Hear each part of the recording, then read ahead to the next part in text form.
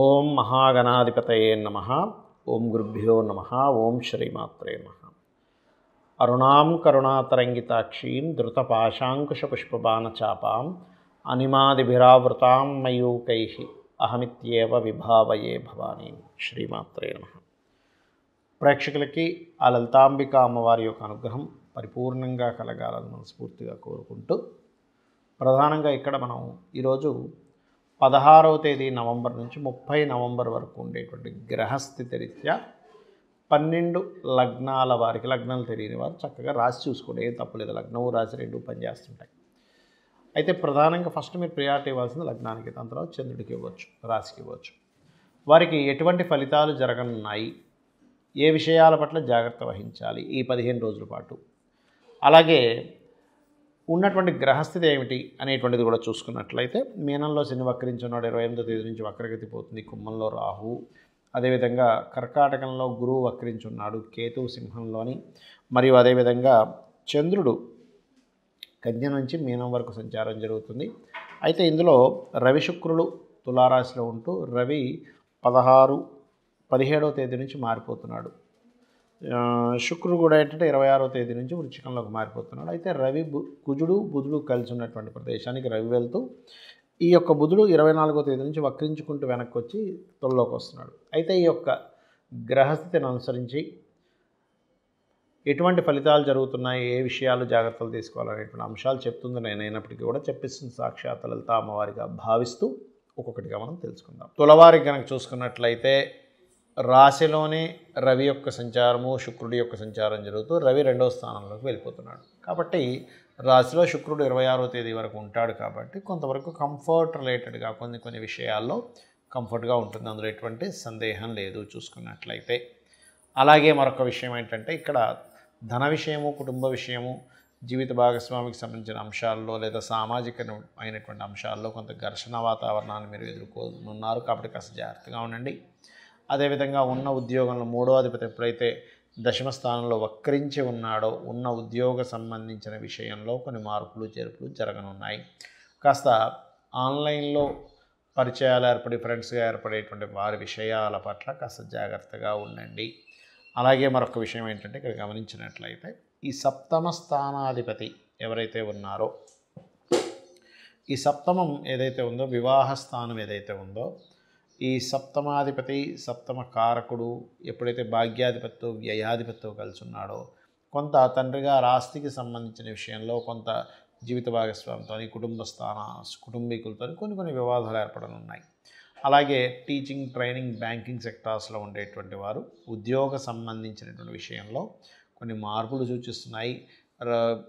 ఈ రాజకీయ నాయకులకైతే బాగుంటుంది, అందులో ఎటువంటి సందేహం లేదు. సంతానం కోసం ప్రయత్నం చేసేటువంటి వారు, ప్రెగ్నెన్సీ కోసం IVFలు, IUIలు చేయించుకునేటువంటి వారు కాస్త జాగ్రత్తగా కొన్ని జాగ్రత్తలు ఖచ్చితంగా తీసుకోవాలనేటువంటి గ్రహస్థితి సూచిస్తుంది. ఇక మీరు నిత్యము చేయవలసిన దేవతా ఆరాధన ఏమిటి? చండీ పారాయణాలు చేసుకోండి. మరియు అదేవిధంగా గమనించుకున్నట్లయితే దుర్గా అష్టోత్తరం చదువుకోండి. దుర్గా దేవి యొక్క అష్టోత్తరము, చండీ పారాయణాలతో పాటు నవగ్రహాల్లో రాహు, కేతు, కుజ గ్రహాల దగ్గర దీపారాధన చేయండి. అన్ని విధాలా మీకు బాగుంటుంది. చాలామంది నన్ను రత్నధారణ ఎలా చేయాలి అని అడుగుతూ ఉన్నారు. అసలు రత్నం ఎంతవరకు మనకి పనిచేస్తుంది, దీనికి ఏమైనా శాస్త్రం ఉందా అంటే, అగ్నిపురాణంలో దీనికి సంబంధించినటువంటి ప్రామాణికమైనటువంటి అంశాలు చెప్పబడ్డాయి అందులో.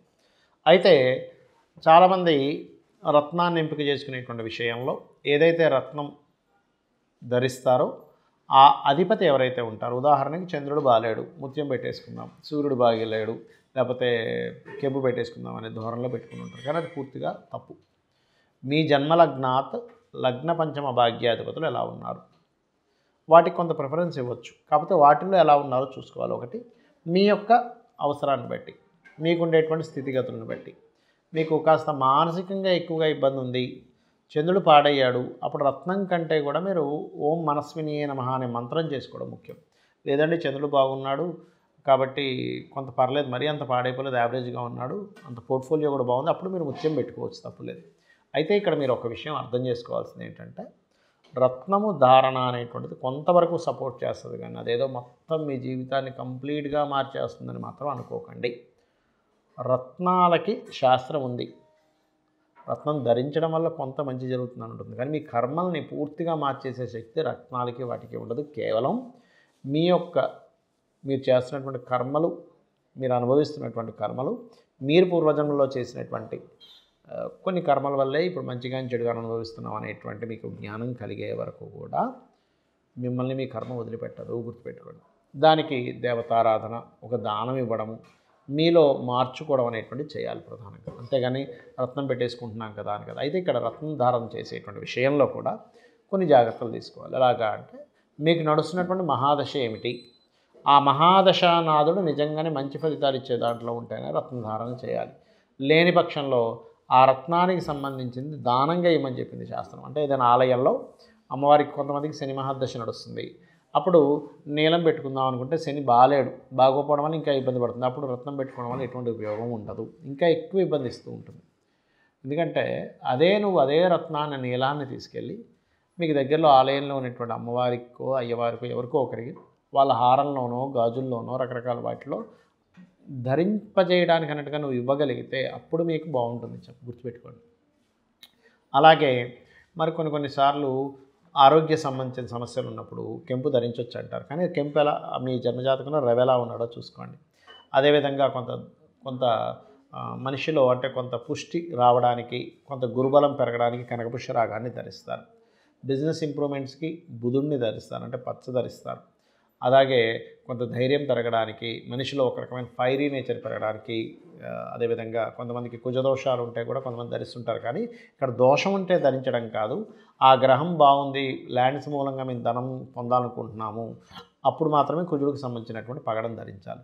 అదేవిధంగా వైడూర్యం, కొంత వైరాగ్య ధోరణి ఉన్నప్పుడు పోవడానికి, కొంత ఆధ్యాత్మిక ఇది పెరగడానికి వైడూర్యాన్ని, మీకు రాహు కనుక బాగున్నట్లయితే పర్టికులర్గా గోమేధికాన్ని ధరించాలి. అయితే ఇక్కడ ఏంటంటే మొట్టమొదటిగా మీరు అర్థం చేసుకోవాల్సింది, రత్నధారణ చేసేటప్పుడు మీకు ఆ ప్లానెట్ యొక్క పరిస్థితి ఎలా ఉంది, పాపకత్తిలో ఉందా, శుభకత్తిలో ఉందా, మంచి పోర్ట్ఫోలియో ఉందా, మీకు అసలు అది అవసరమా లేదా అనేది చూసుకోండి. అలాగే మరొక విషయం ఏంటంటే మనకి ఆ రత్నం పనిచేసేది కొంత అయితే మనకి ఫీలింగ్ ఉంటుంది, కొంత అమ్మయ్య నేను ఈ రత్నాన్ని ధరించాను కదా, అమ్మయ్య నాకు కొంచెం ప్రశాంతంగా ఉంది, కొంత మన యొక్క ఆలోచన విధానం కూడా దాని మీద పనిచేస్తూ ఉంటుంది, గుర్తుపెట్టుకోండి. అలాగే మరొక విషయం ఏంటంటే మనం చేసే ప్రయత్నం కూడా భగవంతుడే అనేటువంటిది అర్థం చేసుకోవాలి. శాస్త్రం కూడా ఆ యొక్క పరమాత్మే అని అర్థం చేసుకోవాలి. ఎందుకంటే శాస్త్రాలన్నీ కూడా మనకి మహర్షులు అందించారు. కాబట్టి మనం ఎందుకు జన్మించాము, ఈ జన్మ సార్థకత చేసుకోవడానికి మనం ఏం చేయాలనేది ప్రధానంగా మీరు గుర్తుపెట్టుకోండి. అలాగే మరొక విషయం ఏంటంటే ఇక్కడ గమనించినట్లయితే మీ జన్మలగ్నాత్ 12 భావాలు అసలు ఏ గ్రహం ఎటువంటి కండిషన్ ఇస్తుంది, దానికి మనం ఆ విషయం జోలికి వెళ్ళడం మంచిదా వెళ్ళకపోవడం మంచిదా అనేటువంటిది ఉంటుంది పర్టికులర్గా జన్మజాతకంలో. కాబట్టి ఎప్పుడైతే మీరు ఆ జన్మజాతక చక్రరీత్యా మీరు ఏ ప్లానెట్ బాగుందో దానికి సంబంధించిన వ్యాపారం చేయడము, దానికి సంబంధించినటువంటి ఉద్యోగం చేయడము, దానికి సంబంధించినటువంటి విద్య అభ్యసించడము, తత్సంబంధించిన ఇన్వెస్ట్మెంట్స్ చేయడము, అది ఎప్పుడైతే అనుకూలంగా ఉందో ఆ సమయాల్లో వివాహాలు చేసుకోవడము, మీకు విదేశీ యోగం ఇస్తున్నట్లయితే మీ యొక్క ప్లానెట్ మీ యొక్క జాతకము, అప్పుడు విదేశాల కోసం ప్రయత్నం చేయడము, ఇన్వెస్ట్మెంట్స్ చేయడము, ఒక గృహం కొనుక్కోవడము, అది ఏ దిశలో కొనుక్కోవాలి, ఇవన్నీ చెప్పేదే శాస్త్రము. ఇవి ఖచ్చితంగా పనిచేస్తాయి, దాని యొక్క ప్రభావం కూడా ఖచ్చితంగా బాగుంటుంది, అందులో ఎటువంటి సందేహం లేదు.